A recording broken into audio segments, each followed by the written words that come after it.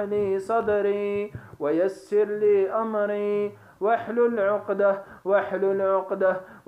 عقدة من لساني يفقه قولي.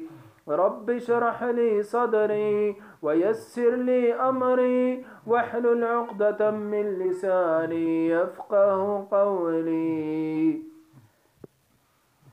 أعوذ بالله من الشيطان الرجيم.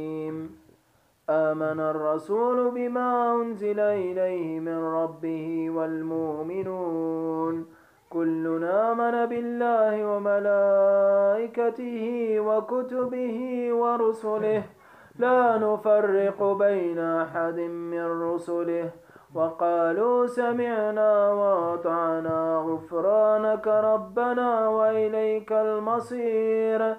لا يكلف الله نفسا إلا وسعها لها ما كسبت وعليها ما اكتسبت.